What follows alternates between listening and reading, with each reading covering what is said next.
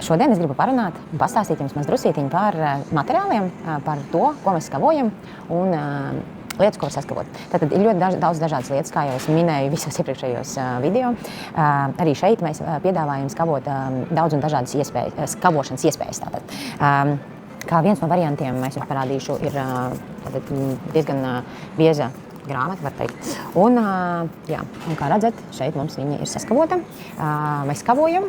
Tas nozīmē, ka grāmata materiāls turās ļoti stingri. Šeit ir tāda mazāka bukletiņš, kur arī 4-6 lapām tiek saskavots un var izmantot jebkur. Visādas dažādas formas, kā jūs saprotiet, mēs varam saskavot. Tā, kas mums vēl te ir, es pati gribu arī redzēt, kas mums te ir. Vēl viena forma. Tā, kas mums te vēl? Tad maz drusītiņas mazāka un lielāka forma. Tad mums ir vēl biezāka.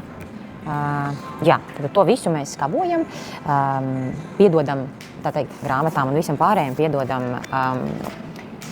piedodam viņam to kvalitāti, tā teikt. Tā kā, ja ir nepieciešama kāda skavošana, kaut ko saskavot, varbūt jūs gribat, nezinu, savu grāmatiņu izdot maziņu ar kaut kādiem stāstiem, bērnu stāstiem, kaut kāds, nezinu, varbūt savs albumiņš, kurā ir iepriekšējo gadu kaut kādi notikumi vai vēl kaut kas. Tas kā maziņš variants, ko es vienkārši nevis iesaku, bet izdomāju, kad var saskavot. Bet skavojam visu, daram visu.